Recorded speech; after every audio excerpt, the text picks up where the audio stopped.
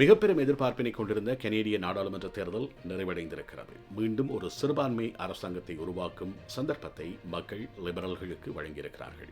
எதிர்பார்த்து மற்றும் எதிர்பாராத பல திருப்பங்களை இந்த தேர்தல் முடிவுகள் வெளிப்படுத்தியிருக்கின்றன. 2021 ஆண்டில் நடைபெற்ற நாடாளுமன்ற தேர்தலில் 160 ஆசனங்களை லிபரல் கட்சி வெற்றி கொண்டிருந்தது. கன்சர்வேட்டிவ் கட்சிக்கு 119 ஆசனங்களும், பிளக் போக்குவா கட்சிக்கு 32 ஆசனங்களும், அதேபோன்று புதிய ஜனநாயக கட்சிக்கு 25 ஆசனங்களும் கிடைத்திருந்தன.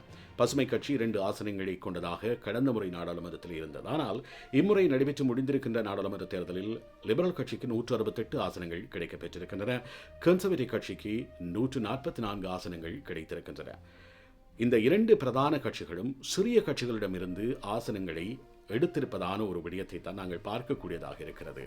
அதாவது கடந்த முறை 25 ஆசனங்களோடு மிக பெரும் ஆதரவை லிபரல்களுக்கு வழங்கிய புதிய ஜனநாயக கட்சி இம்முறை 7 ஆசனங்களை மட்டுமே வெற்றி கொண்டதாக இருக்கிறது. அதே போன்று பிளக் போக்குவா கட்சியும் 32 ஆசனங்களை கொண்டிருந்த நிலையிலே அதன் எண்ணிக்கையிலும் குறைவு ஏற்பட்டிருக்கிறது.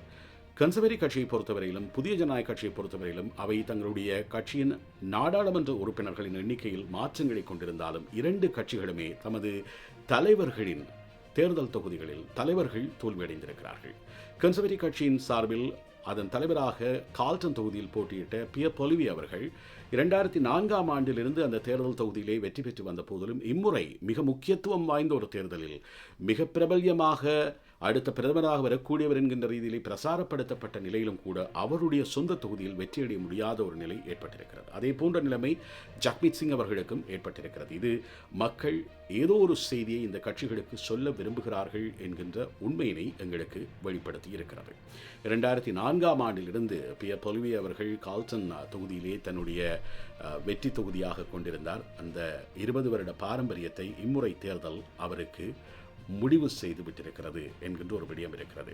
அதேவேளையில் கடந்த ஆட்சியை தக்க வைப்பதற்கு லிபரல் சிறுபான்மை அரசாங்கத்தை தக்க வைப்பதற்கு புதிய ஜனநாயக கட்சி தான் காரணமாக இருந்தது. அதுதான் அதற்கான தார்மீக ஆதரவை வழங்கி பெரும்பாலான சந்தர்ப்பங்களில் லிபரல்களுக்கு எதிராக கொண்டு வரப்பட்ட நம்பிக்கையில்லா தீர்மானங்கள் தோற்கடிக்கப்படுவதற்கு புதிய ஜனநாயக கட்சியின் வாக்குகள் தான் உதவியாக இருந்தன. அப்படியாக உதவிகளை வழங்கி 25 நாடாளுமன்ற உறுப்பினர்களோடு இருந்த புதிய ஜனநாயக கட்சி இம்முறை 7 ஆசனங்களோடு சுருங்கி இருக்கிறது. அதாவது அது தன்னுடைய அரசியல் கட்சி என்கின்ற தகுதி நிலையை இழக்கின்ற வகையிலே முறை தேர்தல் பெறுபவர்கள் அமைந்திருக்கின்றன. இதன் காரணமாக இதற்கு பொறுப்பேற்று புதிய ஜனநாயக கட்சியின் தலைவர் ஜக்மீத் சிங் அவர்கள் தனது பதவியினை ராஜினாமா செய்வதாக நேற்றிரவே அறிவித்திருக்கிறார். குபெக் மாகாணத்தை பொறுத்தவரையிலே குபெக் மாகாண மக்கள் கடந்த முறை 32 ஆசனங்களை கொண்ட பிளக் போக்குவா கட்சியை தெரிவு செய்திருந்தார்கள். ஆனால் இம்முறை அந்த கட்சிக்கு 23 ஆசனங்கள் தான் கிடைக்கப்பெற்றிருக்கின்றன. இதைவிட மிக முக்கியமான ஒரு விடயம், கடந்த முறை நாடாளுமன்ற தேர்தலில் 338 ஆசனங்களுக்கான நாடாளுமன்ற தேர்தலாக நடைபெற்றது. ஆனால் இடைப்பட்ட காலப்பகுதியில் கனடாவில் ஏற்பட்டிருந்த சனத்தொகை பெருக்கம் காரணமாக மேலதிகமான 5 நாடாளுமன்ற உறுப்பினர்கள் தெரிவு செய்யப்பட வேண்டிய நிலையை தேர்தல் முறைமை கொண்டு வந்திருந்தது. அதன் காரணமாக இம்முறை நடைபெற்ற தேர்தலில் 343 நாடாளுமன்ற உறுப்பினர்களை தெரிவு செய்வதற்காக தேர்தல் நடத்தப்பட வேண்டிய நிலை இருந்தது. அதில் தான் இந்த பெரும்பான்மை 172 இருக்கிறது என்பதையும் நாங்கள் கவனத்தில் கொள்ள வேண்டும். இதில் அடுத்த ஒரு விடயத்தை நாங்கள் பார்க்க வேண்டும். தமிழர்கள் இம்முறை 6 தமிழர்கள் இந்த தேர்தலிலே போட்டியிட்டிருந்தார்கள். பிரதான கட்சியான லிபரல் கட்சியின் சார்பிலே 3 தமிழர்கள், அதில் 2 அமைச்சர்களாக கடந்த ஆட்சி காலத்தில் இருந்தவர்கள். ஒருவர் அனிதா ஆனந்த், மற்றவர் எங்கள் எல்லோருக்கும் பரிச்சயமான கேரி ஆனந்த் சங்கரி அவர்கள். இவர்கள் இருவரும் நாடாளுமன்றத்திற்கு தெரிவு செய்யப்பட்டிருக்கிறார்கள். இதில் ஆச்சரியமளிக்கக்கூடிய விடயம் இல்லை. ஏனென்றால் அவர்கள் தெரிவு செய்யப்படுவார்கள் என்பது முன்பே உறுதியளிக்கப்பட்டது. அதாவது லிபரல்களின் வெற்றி தொகுதிகளாக இருக்கக்கூடியது இந்த தொகுதிகள் என்று சொல்லப்பட்டது. அந்த வகையில் அவர்களுடைய வெற்றி என்பது ஏற்கனவே எதிர்பார்க்கப்பட்ட ஒரு விடயமாக இருந்தது. அதேவேளையில் பல்வேறு சர்ச்சைகளோடு புதிதாக உருவாக்கப்பட்ட பிக்கரிங் புரூக்லின் தொகுதியில் போட்டியிட்டிருந்த ஜுனிதா நாதன் அவர்களும் வெற்றி பெற்றிருக்கிறார். இந்த தொகுதி என்பது மிக முக்கியமானது தமிழர்களை பொறுத்தவரையிலே. இந்த தொகுதியில் கன்சர்வேட்டிவ் கட்சி சார்பில் போட்டியிடுவதற்காக தமிழர்கள் சிலர் முன்வந்த போதிலும் இறுதி நேரத்தில் அவர்களுடைய விண்ணப்பங்கள் நிராகரிக்கப்பட்டு புதிய ஒருவர் அந்த தொகுதியிலே கன்சர்வேட்டிவ் கட்சியின் வேட்பாளராக நியமிக்கப்பட்டிருந்தார் அல்லது தெரிவு செய்யப்பட்டிருந்தார் என்ற ஒரு விடயமும் இருக்கிறது. ஆனால் அந்த தொகுதியில் கன்சர்வேட்டிவை விட லிபரல்களின் சார்பில் போட்டியிட்ட யுனிதா நாதன் வெற்றி பெற்றிருக்கிறார். ஆக இம்முறை ஆட்சியமைக்கக்கூடிய லிபரல்களில், அதாவது சிறுபான்மை லிபரல் அரசாங்கத்தில் 3 பேர் தமிழர்களாக நாடாளுமன்றத்திலே பிரதித்துவப்படுத்தப் போகிறார்கள் என்பது மிக மிக முக்கியமானது. பசுமை கட்சியின் சார்பிலே டொபிகோ வடக்கு தொகுதியிலே போட்டியிட்டிருந்த ஒருவரும் தோல்வியடைந்திருக்கிறார் என்கின்ற ஒரு விடயமும் இருக்கிறது. அது சருண் பாலரஞ்சன் என்று சொல்லக்கூடிய ஒருவர் தான் போட்டியிட்டிருந்தார் பசுமை கட்சியின் சார்பில். அவர் தோல்வியடைந்திருந்தார். இந்த வெற்றிகளும் தோல்விகளும் பல பாடங்களை எங்களுக்கு சொல்லுகின்றன. குறிப்பாக தமிழர்கள் இந்த தேர்தல் வருகின்ற போது வேட்பாளர்களாக தங்களை அடையாளப்படுத்துவதிலாகட்டும் அல்லது வேட்பாளர் ஆவதற்கான முயற்சிகளில் ஈடுபடுவதாகட்டும் அவர்கள் காட்டக்கூடிய முனைப்பு என்பது தேர்தல் முடிந்த பின்னர் காணாமல் போய்விடுகிறது.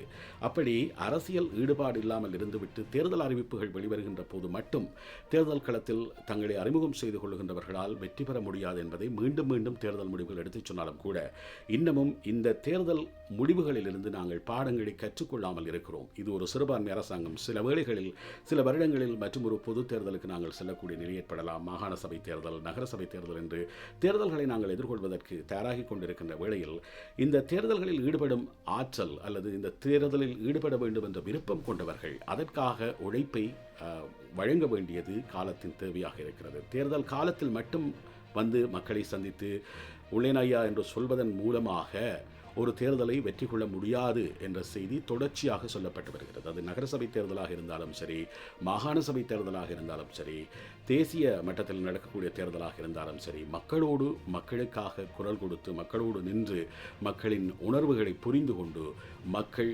அனுபவிக்கக்கூடிய விடயங்களில் அவர்களுக்கான தீர்வுகளை வழங்கக்கூடியவர்களாக மக்கள் செயற்பாட்டாளர்களாக இருக்கக்கூடியவர்களைத்தான் மக்கள் தொடர்ந்தும் தெரிவு செய்வார்கள். அதைத்தான் தேர்தல் முடிவுகள் காண்பித்திருக்கின்றன.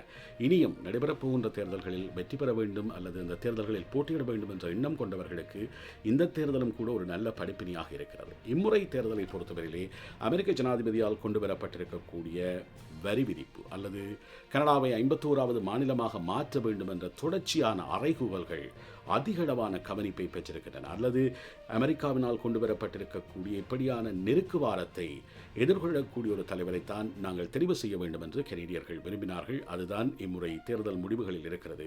கனடாவில் கடந்த லிபரல் ஆட்சி காலத்திலே நிலவிய பல்வேறுபட்ட முரண்கள் அல்லது பல்வேறுபட்ட குறைபாடுகள், பல்வேறு குற்றச்சாட்டுகள் இவற்றையெல்லாம் கடந்து அமெரிக்க ஜனாதிபதியை எதிர்கொள்வதற்காக லிபரல்கள் மீண்டும் தெரிவு செய்யப்பட்டிருக்கிறார்கள் என்ற பேருண்மையினை நாங்கள் உணர்ந்து கொள்ள வேண்டும். ஏனென்றால் கடந்த ஆட்சி காலத்தில் இருந்த பொருளாதார நெருக்கடிகள், குற்றச்செயல்களின் அதிகரிப்பு, அதே வேளையில் குடிவரவு கொள்கைகளில் கொண்டு வரப்பட்ட மாற்றங்கள் காரணமாக எண்ணிலடங்காதவர்கள் கனடாவிற்குள் வருகை தர அனுமதிக்கப்பட்டமை, இதனால் ஏற்பட்ட நெருக்கடிகள் என்று பல்வேறு விமர்சனங்களை லிபரல் அரசாங்கம் சந்தித்தது. குறிப்பாக பிரதமராக இருந்த ஜஸ்டின் ட்ரூடோ அவர்கள் மீதும் அவருடைய அமைச்சரவை மீதும் மிக கடுமையான விமர்சனங்கள் முன்வைக்கப்பட்டன. அவருடைய கட்சியைச் சேர்ந்தவர்களை அவர் பதவி விலக வேண்டும் என்று கோருகின்ற அளவிற்கு நிலைமை மோசமடைந்திருந்த போது அந்த நிலைமையை சமாளிப்பதற்கும் சரிவடைந்திருந்த லிபரல்களின் செல்வாக்கை தூக்கி நிமிர்த்துவதற்கும் ட்ரம்ப் கார்டாக மார்க் கார்னி என்கின்ற ஒரு நபரை லிபரல் கட்சியின் சார்பிலே ஜஸ்டின் ட்ரூடோ அரசியலுக்கு அழைத்து வருகிறார். ஏற்கனவே அவர் நன்கு அறிமுகமானவர், எல்லோருக்கும் பரிச்சயமானவர், கனடாவிலும் இங்கிலாந்திலும் மத்திய வங்கியின் ஆளுநராக இருந்தவர். குறிப்பாக பொருளாதார நெருக்குவாரங்கள் மிகுந்த காலப்பகுதியிலே மத்திய வங்கியை வழிநடத்தியவர். அந்த நாடுகளின் பொருளாதார சரிவை மீட்டெடுப்பதற்காக போராடியவர் என்கின்ற ரீதியிலே ஒரு மிகப்பெரிய பொருளாதார நிபுணராக, வரலாற்றில் 2 நாடுகளின் மத்திய வங்கிகளின் ஆளுநராக பதவி வகித்த ஒரே ஒருவர் என்கின்ற பெருமைக்குரியவர். மிகப்பெரிய கல்வி நிறுவனங்களில் கல்வி கற்ற கல்வி தகமையை படைத்தவர் மார்க் கார்னி. அப்படியான ஒரு முகத்தை அறிமுகம் செய்வதன் மூலமாக இப்போதிருந்த அமெரிக்க ஜனாதிபதியின் நெருக்குவாரங்கள் மற்றும் லிபரல்கள் மீது கடந்த ஆட்சி காலத்தில் இருந்த கடுமையான விமர்சனங்கள் இவற்றையெல்லாம் தாண்டி லிபரல்களை வெற்றி பெற செய்திருக்கிறது இந்த ராஜதந்திரம். இது மிக முக்கியமானது. அரசியல் என்று வருகின்ற போது இப்படியான ராஜதந்திரங்களும் அதற்கான முகம் கொடுக்கக்கூடிய வழிவகைகள் குறித்து ஆராய்வதும் மிக முக்கியம். மறுபுறம் ஏன் கன்சர்வேட்டிவ் தோற்று போனது அல்லது கன்சர்வேட்டிவ் கட்சியின் இந்த தோல்விக்கு அவர்களால் ஆட்சி அமைக்க முடியாமல் போனதற்கு என்ன காரணம் என பல்வேறு வகையான ஆய்வுகள் மேற்கொள்ளப்பட்டாலும் பொதுவாக பார்க்கின்ற போது கன்சர்வேட்டிவ் கட்சி இந்த தேர்தலை எதிர்கொள்வதற்கு மிக நீண்ட காலமாக தயாராகி கொண்டிருந்தது. ஆனால் அவர்களுடைய தயார்படுத்தல் எல்லாமே லிபரல்கள் மீதான எதிர்மறை விமர்சனங்களாகத்தான் இருந்தன. ஜஸ்டின் ட்ரூடோ மீதான அல்லது ஜக்மீத் சிங் மீதான எதிர் விமர்சனங்களாகத்தான் இருந்தன. அவர்கள் செய்வது தவறு, அப்படி செய்கிறார்கள், இப்படி செய்கிறார்கள் என்று குறை கூறுகின்ற வகையிலான ஒரு விமர்சன போக்கைத்தான் கன்சர்வேட்டிவ் கட்சியின் பிரசாரங்கள் கொண்டிருந்தன. இது ஒரு கட்டத்திலேயே மக்களுக்கு சலிப்பு ஏற்படுத்திவிட்டன. இவர்கள் குறை சொல்லிக் கொண்டிருக்கிறார்கள், இவர்கள் என்ன செய்ய போகிறார்கள் என்பதில் தெளிவான விளக்கங்களை வழங்கவில்லையே என்கின்ற அங்கலாய்ப்பும் கேள்விகளும் எழத் தொடங்கின.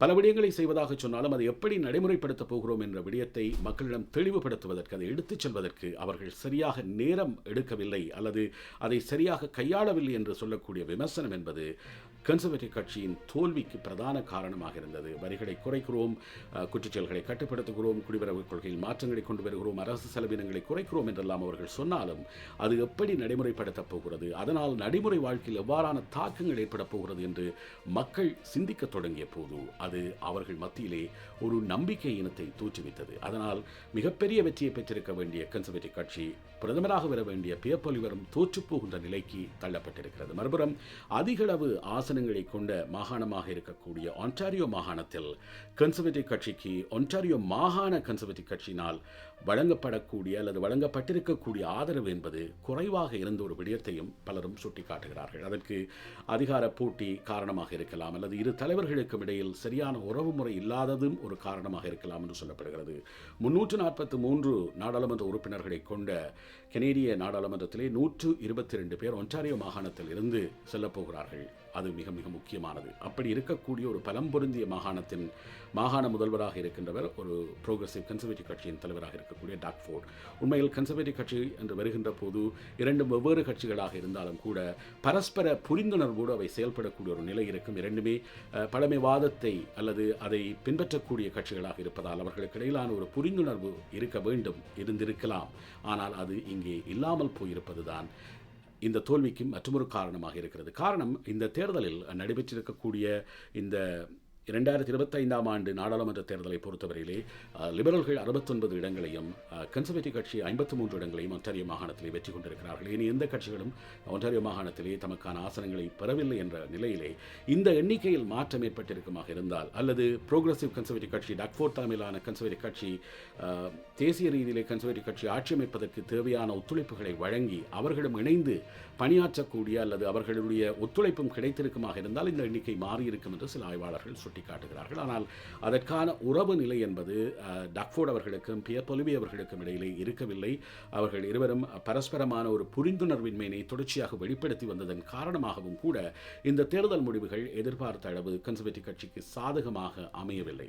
மறுபுறம் இந்த தேர்தல் தோல்வியோடு ஜக்மீத் சிங் அவர்கள் பதவி விலகி இருக்கிறார். அவருடைய இடத்திற்கு யார் வரப்போகிறார்கள் என்ற கேள்வி எழுகின்ற போது ஒன்டாரியோ மாகாணத்தின் எதிர்க்கட்சி தலைவியாக இருந்த புதிய ஜனநாயக கட்சி, ஒன்டாரியோ மாகாணத்தின் புதிய ஜனநாயக கட்சியை வழிநடத்திய ஆண்ட்ரியா ஹோவார்ட் இப்போது ஹாமில்டன் நகர பிதாவாக இருக்கின்றவர். அவர் இந்த புதிய ஜனநாயக கட்சியின் தலைமை பதவிக்கான தேர்தல் போட்டியில் ஈடுபடலாம் என்கின்ற ஒரு ஊகம் இருக்கிறது. மறுபுறம் கன்சர்வேட்டிவ் கட்சியின் தலைவர் தன்னுடைய தொகுதியிலே தோல்வியடைந்திருக்கிற நிலையிலே தொடர்ந்து அவர் கன்சர்வேட்டிவ் கட்சியை வழிநடத்தக்கூடியவராக இருப்பாரா, அதை கன்சர்வேட்டிவ் கட்சி அனுமதிக்குமா? அப்படி இல்லாத நிலையில் அவர் அந்த பதவியில் இருந்து விலகினால் அதற்காக யார் வரப்போகிறார்கள், புதிய தலைவராக யார் வரப்போகிறார்கள் என்ற கேள்வி எழுகின்ற போது அது டாக் ஃபோர்டை நோக்கிய ஒரு பார்வையாக மாறியிருக்கிறது.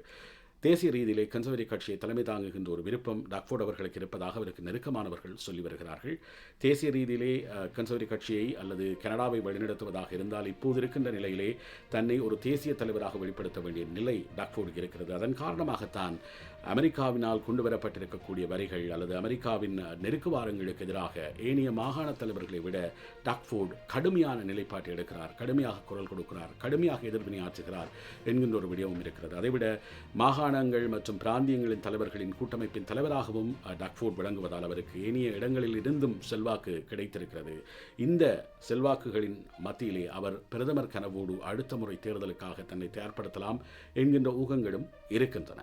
இப்போது உருவாகி இருப்பது ஒரு சிறுபான்மை அரசாங்கம். இந்த அரசாங்கம் பிளக்குபோக்குவா கட்சி வழங்கக்கூடிய ஆதரவோடு தான் தொடர்ச்சியாக பயணிக்கப் போகிறது. அந்த ஆதரவை வழங்குவதாக அவர்கள் சொல்லியிருக்கிறார்கள்.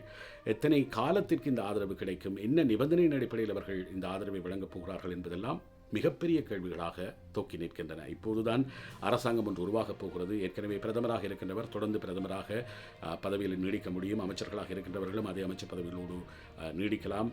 லிபரல்கள் மீது இருந்த விமர்சனங்களுக்கு காரணமானவர்கள் சில வேளைகளில் பதவி மாற்றங்களுக்கு உட்படுத்தப்பட்டு ஒரு அமைச்சரவை மாற்றம், ஒரு சிறிய அளவிலான அமைச்சரவை மாற்றத்தை காணியவர்கள் கொண்டு வரலாம் என்கின்ற விடயங்களும் சொல்லப்பட்டிருக்கிறது. பொறுத்திருந்துதான் பார்க்க வேண்டும் எப்படியாக இந்த சிறுபான்மை லிபரல் அரசாங்கம் கனடாவை உறுதிமிக்க ஒரு நாடாக மாற்றப் போகிறது. அமெரிக்காவின் நெருக்குவாரங்களில் இருந்து அது எப்படி தன்னை தற்காத்துக் கொள்ளப் போகிறது. கனடாவில் ஏற்கனவே இருக்கக்கூடிய இந்த அமெரிக்க நெருக்குவாரங்களால் கொஞ்சமாக மறைக்கப்பட்டிருக்கக்கூடிய பொருளாதார நெருக்கடிகள், குடிவரவு கொள்கைகள் மற்றும் குற்றச்செயல்கள் இவற்றை கட்டுப்படுத்துவதற்கு இந்த அரசாங்கம் எவ்வாறான நடவடிக்கைகள் எடுக்கப் போகிறது என்பதை பொறுத்திருந்து பார்க்கலாம். நன்றி.